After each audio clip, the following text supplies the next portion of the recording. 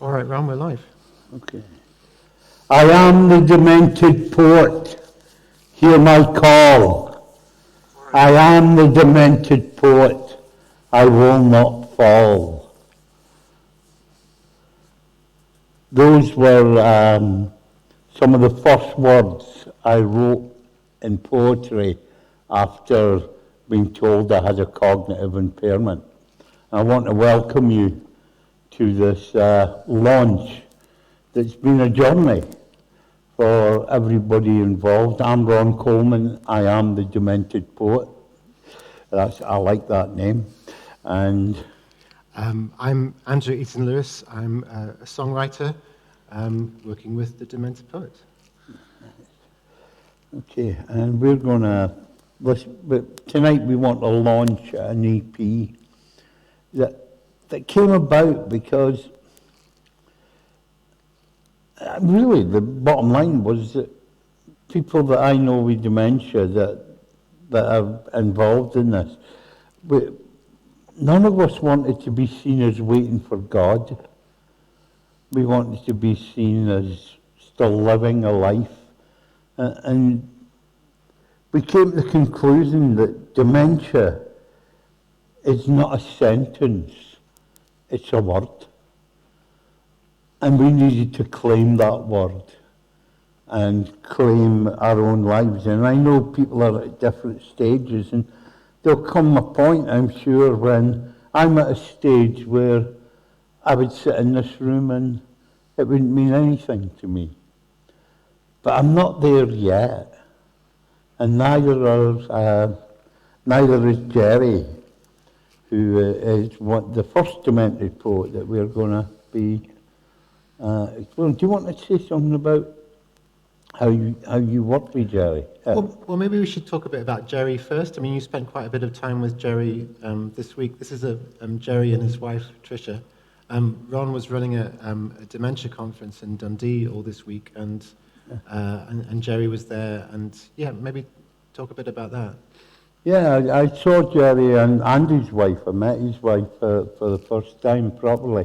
And Jerry is just buzzing about this project, and so is his family. And I guess one of the main reasons is, it may sound crazy, but Jerry was in a band many years ago called Hotline to Moscow. Hotline to Moscow, that's it, yeah. And they almost got a deal. They never ever signed a deal. So he's now went a full circle, and at the ripe old age of 58, I think he is now, he is, and he has young onset dementia. This will be his first release of a piece of music that he has written the lyrics for. So he's really excited. I remember having a lot of conversations with Jerry about music, which is a very easy conversation to have because he's passionate about music, particularly kind of 1980s music, because that's his kind of formative musical years, and that's kind of my musical childhood. So I really enjoyed having those conversations with him, and obviously it's quite sobering. Talking to somebody who has dementia, who has the same kind of musical references as you do. But I remember him reeling off a whole long list of songs that he really loved by people like the Primitives and Transvision Vamp and the Stranglers and Iggy Pop, and Real Wild Child by Iggy Pop was a particularly kind of strong reference point for him. Depeche Mode, he was a big fan of lots of kind of 80s bands. And so what we tried to do with this song a little bit is kind of channel some of that. I mean, pretty much every song that he mentioned, we've tried to kind of get a little kind of direct reference to one of those songs. Some are quite subtle references, some not so subtle. But the thing that we were most kind of pleased with was we were able to use a bit of Jerry's music that, as Ron said, he was in this band called Hotline to Moscow. And although I don't think they ever released anything, they did record some songs in a studio in Edinburgh around about 1985. So if you listen to the end of the song, you'll hear a little bit of a song called The Evil in You by Hotline to Moscow. Should we play the song? Yeah, let's play it. This is Feelings. And these are Jerry's words.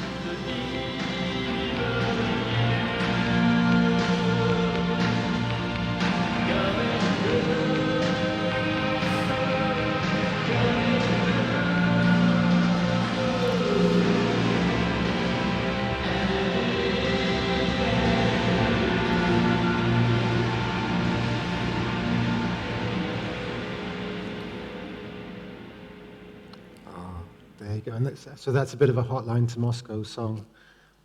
And that is Hotline to Moscow. Just fading out at the end there, I thought, I remember when Jerry sent us some of these recordings, and this was a song that really kind of leapt out. And then we tried playing at the end of this song, and it turned out that it was in the same key, which just felt like, like it was meant to be. But I feel like there's something really powerful and poignant about the fact that that song kind of fades, and that this is a song very much about trying to hold on to memories that are fading. Yeah, and one of the things Jerry and I were talking about was our fear of ending up in a care home, listening to Vera Lynn, when that is not our era. And people think, you've got to realise that a lot of people that are now getting dementia are from the 70s, 80s era of music, especially young onset. And so that I think that reflects that shift, the transition away from some of the music of the 40s and 50s, 60s, more towards the 70s, 80s and 90s as we're heading. Dementia is not something that affects everybody in their 80s. I've met people in their 40s with young onset Alzheimer's. And I like to think I'm not that old myself. So I think it's really important that we recognise that everything's changing. The music's changing. Yeah. So yeah. We're streaming this event live on Facebook, which is why I'm sitting looking at this laptop the whole time. And Jerry is actually watching, and he's just said, "Hi, Andrew and Ron. Thank you so much for giving me this amazing experience. I never thought that I would ever be involved in music again. Thank you." And someone else called Howard, someone else called Willie has said, "Could we keep Jerry away from the synth drums in future, please?" And Howard has said, "Are you offering to play drums on the next EP, Willie?" So there's a bit of banter going on Facebook there, which is nice.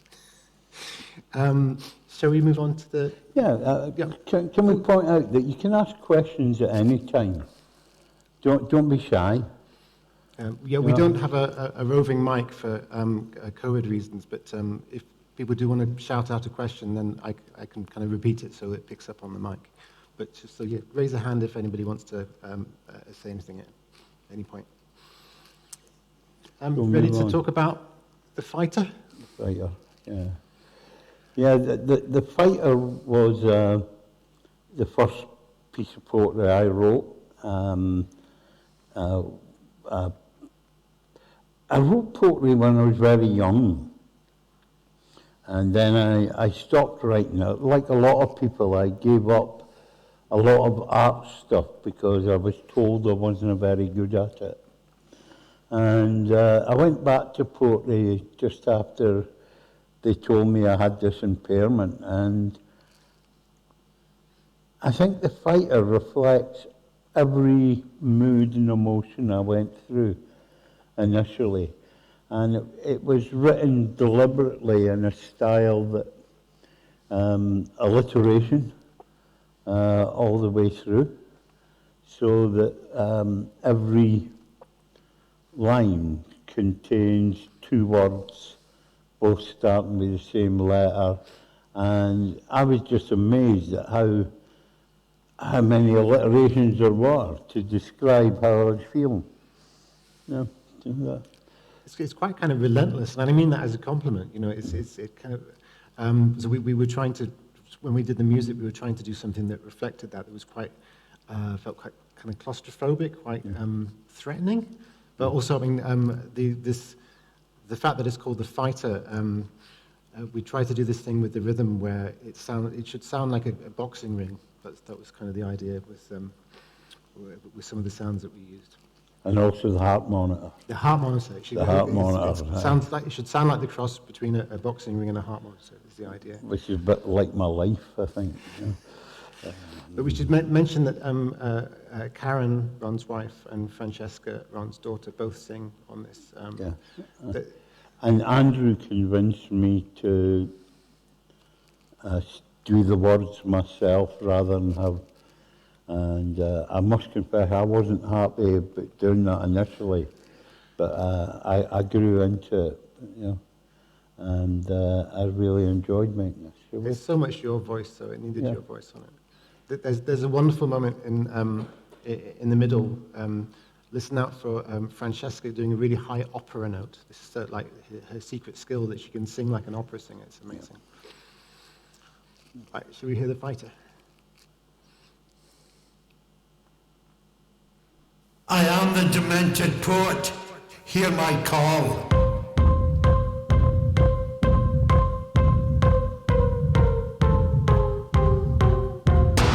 I am the demented poet. I will not fall. Disgracefully dementing, frustration fermenting. Vocally venting, desperate denial. Developing daily malevolent malady. Furious fidgeting, terrifying twitching. Dementia diagnosis. Painful prognosis. Broken, forgotten. Futures forgotten. Dementia diagnosis. Dementia diagnosis. Dementia diagnosis. Dementia diagnosis. Haunting hallucinations, perverse persecution. Rightly refusing maniacal musings. Cognitive chaos, eliminating illusion. Wordless wanderings and constant confusion. Corrupted connections. Invasive insurrections. Deadly directives. Interventions ineffective. Dementia diagnosis. Dementia diagnosis. Dementia diagnosis. Dementia diagnosis. People pretending. Niceness never ending. Totally transcending. Cognitive comprehension.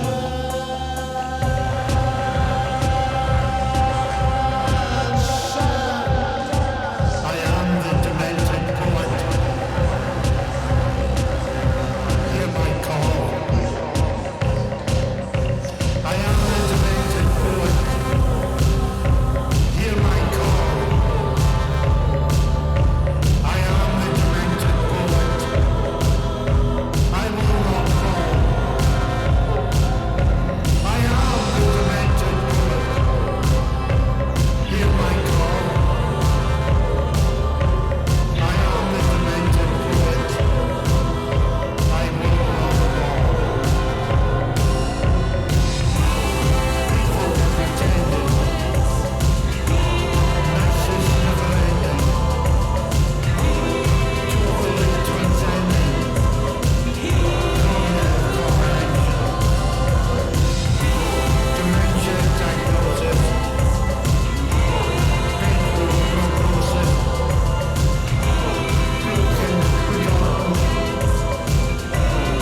Futures forgotten.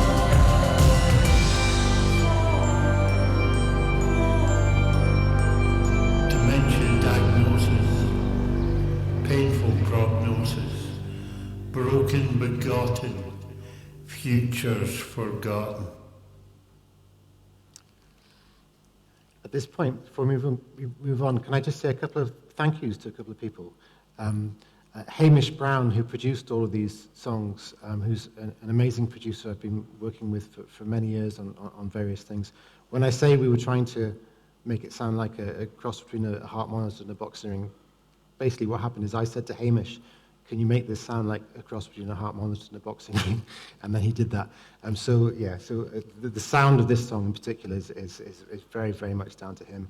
And also to Keith Morrison at We Studio in Stornoway, who's been amazingly supportive of this whole project. Ron and Karen and Francesca's vocals were all recorded in We Studio in August. And Keith is going to be, I think, working with us on the project as it moves forward. Anyway. For people that don't know, one of my musical influences was always the sensational Alex Harvey band. And he's probably one of the most underrated rock musicians of any decade. He was just amazing. And during that piece, the thing for me is that I will never, when I pass, when I die, my wife and daughter are going to have something that's special. We're going to have that shared moment. And that is missing in so many people's lives, especially in dementia, the shared moment, the moment of hope, the moment of happiness. It doesn't need to be all doom, gloom and despair. It can be, there are times when we laugh. One of the big things about the conference the last couple of days was I just laughed. It was so nice to be physically with people again, but also to be with my peers. And that was important for me. Willie has said a really nice thing on Facebook. He says, I love this track. It crystallizes a lot of what I feel about my own diagnosis and the ensuing bafflement and bewilderment. Talking of kind of underappreciated bands, he also says, it reminds me of Bauhaus, the most unknown famous band there ever was, or something from Bowie's Berlin years. So there you go. That's it. That's a nice compliment. Do you want to talk about John Hall? Yeah. Do you want to start, John? Yeah, well, what do we say about John? I mean, John is somebody that neither of us ever got to meet, sadly. I mean, I guess Ron was kind of corresponding with him for a while around the poem. But John died earlier this year at the age of 81, I think, after living with dementia. And so, but not long before he died, he wrote a poem called Going for a Walk, which is a really beautiful, really kind of simple description of going for a walk, of a day in the sunshine, and kind of looking back on various memories, and not really being able to remember a lot of things, but being sort of at ease with that, being reconciled with the fact that that everything was disappearing, but that what he does know in this song, what he says in the song, is that he loved and was loved. And it's a very different kind of description of dementia to some of the other songs on this EP. It's an interesting contrast, but it's a beautiful poem. And I remember when I first heard this, I was tempted to write something very kind of peaceful and very gentle and simple that suited it. And then I started talking to John's family and found out a bit more about him. And I was just really struck by what an incredibly full and rich and creative and generous life he lived. He was an incredibly creative person. He worked in theatre for most of his life. He ran a theatre. He set up his own touring company. He took shows to the London West End. The family sent us this wonderful photo of him with Pete Townsend from The Who, because he'd taken a production of Tommy to London in the 1970s. And even after he retired, he kind of stayed very creative. He was He was always writing. He wrote 2 children's books in later life. He wrote a screenplay. And yeah, so what we wanted to try and do with this song is try and kind of capture a bit of that and the theatricality of John's life in theatre and his life working in musicals. So what we tried to do is do a musical in 3 acts in 2.5 minutes, drawing on some of the music that John loved, like the Beatles in particular, and Elton John, The Who a little bit. There's lots of 1960s references in there, and we'll play the song in a couple of minutes. But we have some short filmed introductions from members of John's family who we've been talking to throughout this process, from Ben, his son, from Joe, also his son. Mike, I don't know if we have the video from Abigail? Not yet. Okay, well, we have 2 introductions to the song from some of the people who knew John best.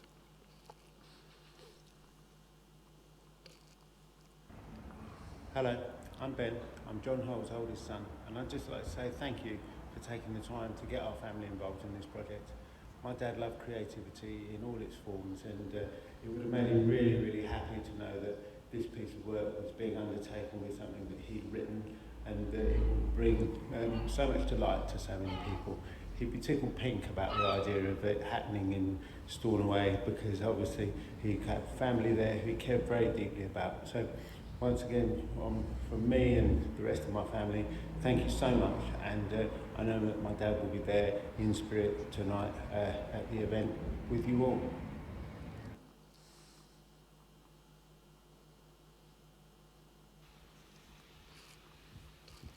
I always feel how lucky I was to be the son of my dad, to have a childhood filled with adventure, to have a theatre as my own private playground, to be involved in the plays and the musicals that he'd put on, barn dances and Christmases for the elderly and the alone.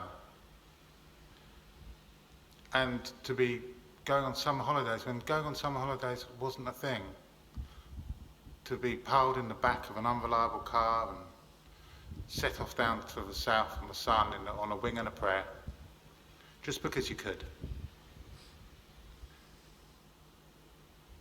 And I feel how lucky all his children are to have taken on that mantle, to not follow the herd, to do something worthwhile and important. Escapades and adventures of their own, usually ending up with a chocolate biscuit.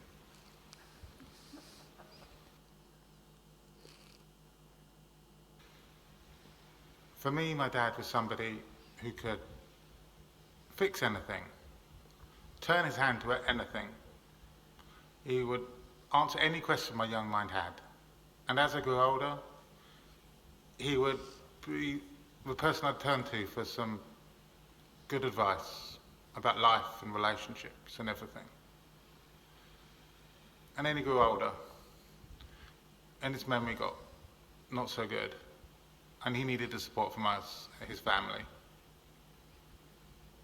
His dementia didn't rob him of who he was, but he was the most frustrated about not being able to remember things and dealing with this modern life when your memory's not what it was. His main loves were his family, theatre, and writing. He used to take me to a Saturday movie club at the Barbican when I was 12. And while I was sitting there watching some Barbican approved film, he would sit in the cafe writing a book. His latest book, which maybe got published, maybe didn't. So he loved to write. He loved to be the person who would come up with people and imagery and stories. And so I feel that the fact his poem has been turned into such an amazing song that encapsulates all of this above, he would be so chuffed. I hope you enjoy it as much as he would have done.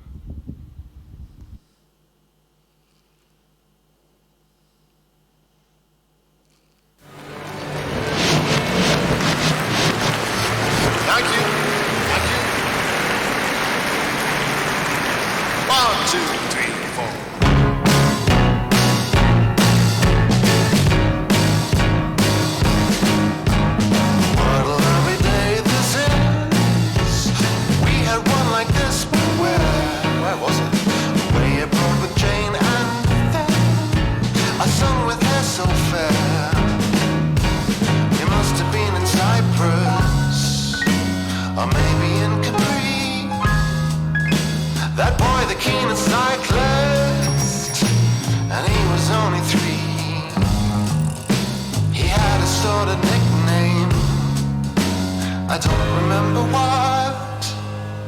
It's years ago and far away, but important it is not. I only know I loved him,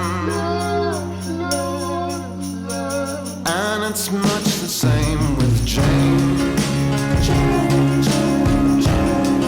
Who cares for me so very well?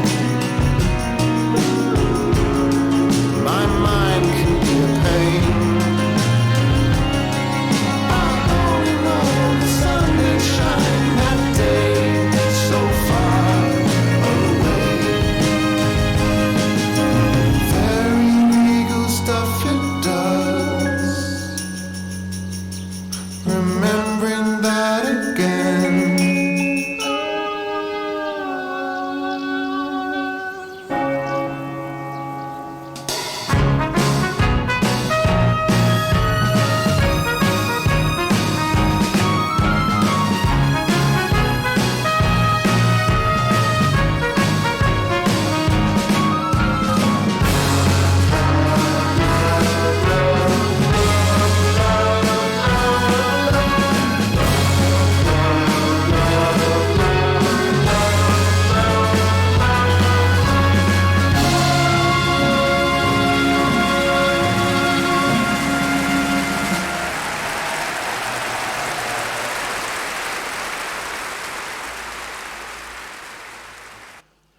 So it ends with a round of applause for John's life.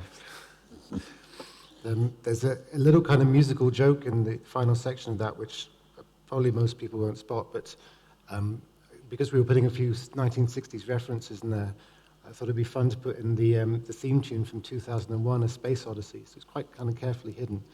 But I sort of imagine John at the end of the song, because you hear the tolling bell towards the end, and the bell is tolling for John, and so everything after that is in the song is kind of afterlife and memory. And so in my head, I was imagining John reincarnated as the star child above the earth, sort of coming back and watching over us, which is maybe going a little bit too far, but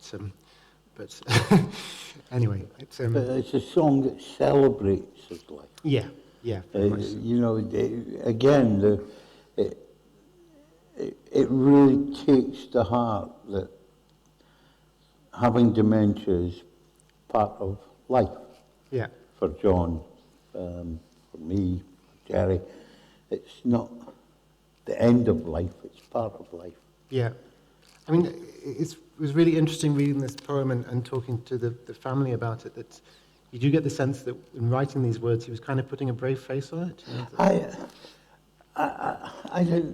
I spent more time talking to Don Irwin, who was the person that introduced me to the family and to John's poem. And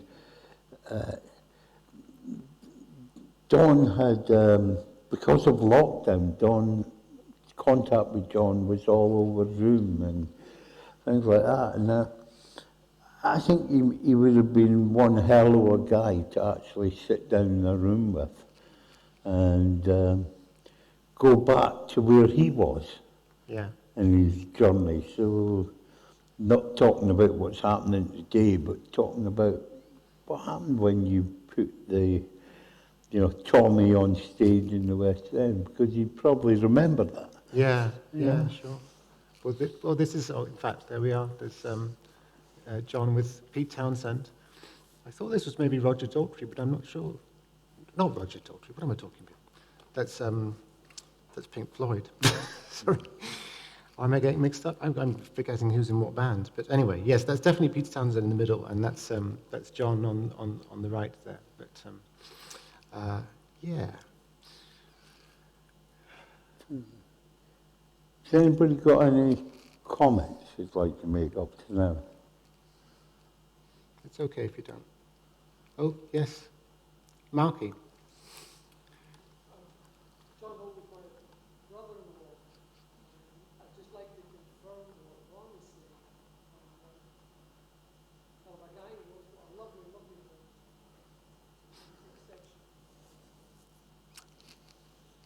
You will be able to hear this on Facebook or on the mic, but this is Malcolm McLean, who lives on Lewis, who's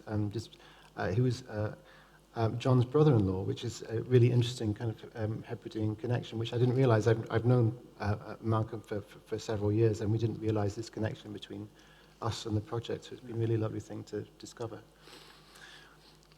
Okay. I think this is a good time to bring our guests up. Yes, let's, because we're going to talk about the final song on the EP, which is based on another poem by Ron, and it's called Farewell to the Demented Poet.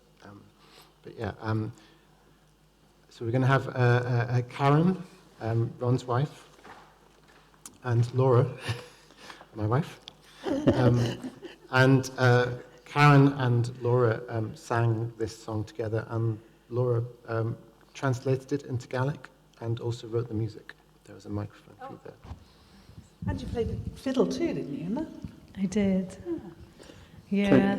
Can I put a context to it? Because I was, during this whole process of developing the project, I became quite seriously ill and was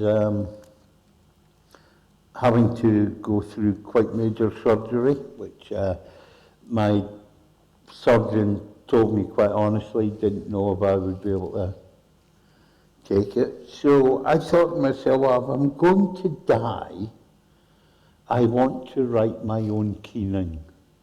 You know, in the Celtic tradition of wailing that you do at funeral. And I wanted to write my own keening because, to be honest, I don't like a lot of the songs that they sing at funerals. You know, so I decided I would write this. And it was really about the fact for me that our spirit comes to us in our first breath, and our spirit leaves us with our last breath, the rattle. Yeah, and I wrote it because I wanted these guys to sing it if I did die, rather than have a traditional service. Yeah. So that's the context. Unfortunately for my wife, I survived, and I made it. But that's another story. I thought it was so interesting when you asked me to do that, because I don't think we discussed this before, but I've been looking into and writing and discovering my own keening voice for a couple of years since, and actually started a wee kind of doom folk electronica band called the Koenig, and I had written some things. So I think you didn't know that, so it was just one of those lovely synchronicities. And I felt like to distinguish it from the other kinds of keens that I'd been writing and making, I wanted it to live in that place of the lament with the fiddle, and so kind of did a bit of a mad experimental morning with the fiddle, just trying to get some sounds out of it that you maybe wouldn't normally have in a fiddle song, and kind of find a repetition that was maybe a bit like gamelan or something like this, and kind of call back to that repetition and the beats that you've been talking about in a lot of the other songs. So that's where that bit of it started, and Hamish made it all nice and tidy and sound lovely. It did not sound like that when I did it. And then Karen and I had a really wonderful and very powerful afternoon doing this. I'm not going to keep talking, you can come in here. Yeah, well, we didn't know where it was going to go, did we? We just sort of, okay, well, let's just start. Yeah. We found some ideas. I'd looked up on the net, and I was going to be doing the English, and there was stuff around the keening women. Obviously, there was a lot of wailing, but also it wasn't necessarily just about wailing. It was about actually saying some things about the person, or, you know, almost like, not quite priestessy, but a sort of similar type of feel to that. And I felt that the English if like my part could play that part, where yours was the wailing, and it was almost like when we were doing it, there was almost a feel at the end of that period when people could keen into the period when things became word.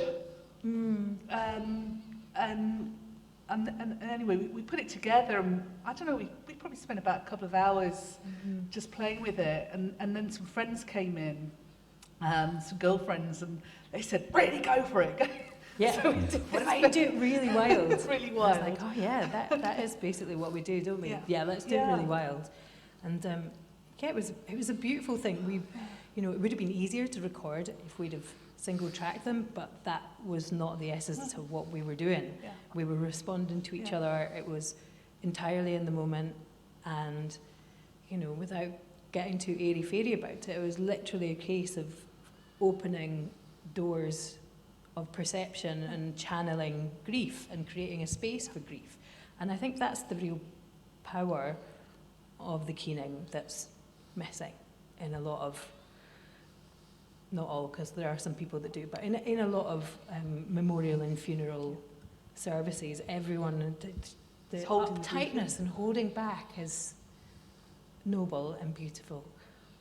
But having that space to let rip, and it's like a sacrifice. The keening woman is the sacrifice on the altar of grief for everyone else's benefit. And I don't know about you, but when we were doing it, there were just moments of electric shock going through us both, wasn't it? It was like, it was sort of exciting, but also, I realised I was doing this song, which is for Ron, who wanted it as a song as at his death, so that it's an odd thing to be doing, isn't it? Right?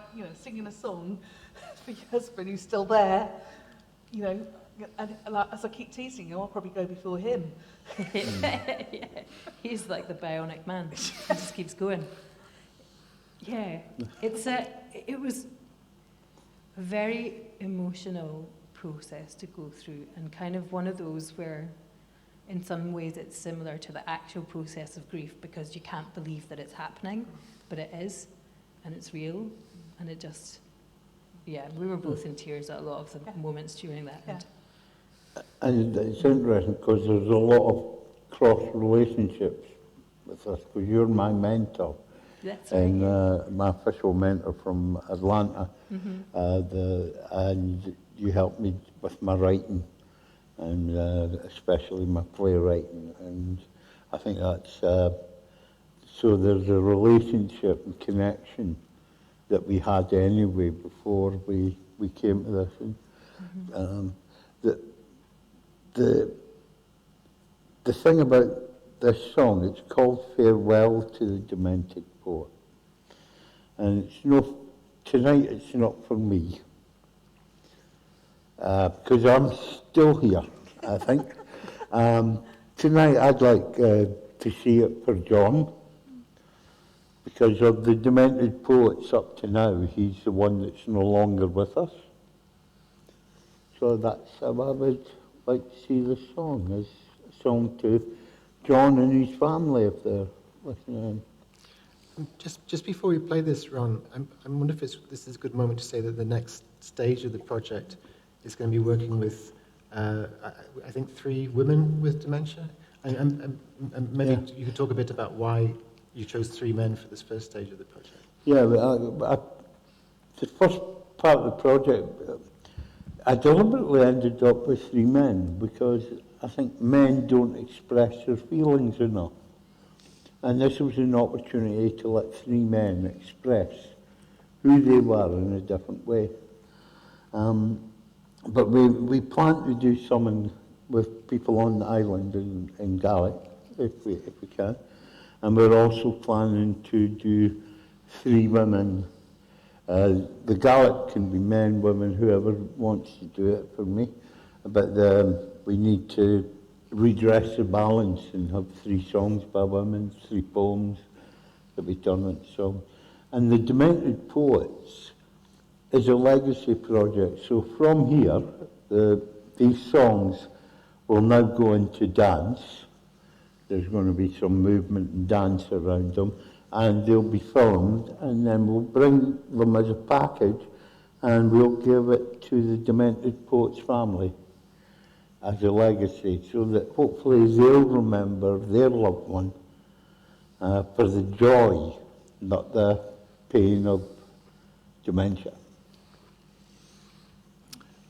So I think we're going to close the event with this song. It seems like a good way to... Any closing words, Ron? No. I'm fine. Okay. This is... well, thank you so much, everybody, for coming. The EP is available on Bandcamp and various other places online to stream and download whenever you like. But this is Farewell to the Demented Poet.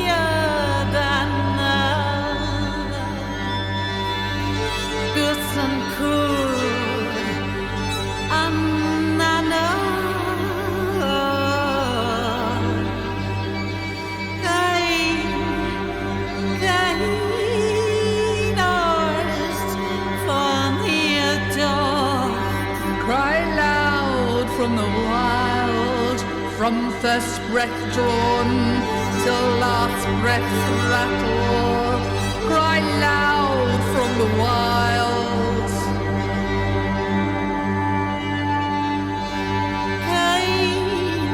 Kein arst samochra, vana kaidril, cry loud from the sun's gentle embrace, that brings the spirit's trouble. Cry loud in the dark.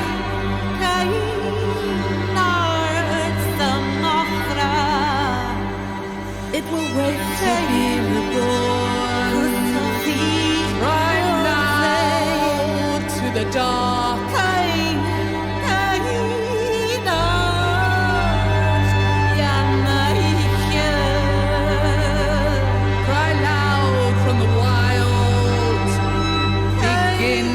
The fire of life that will end once more in death.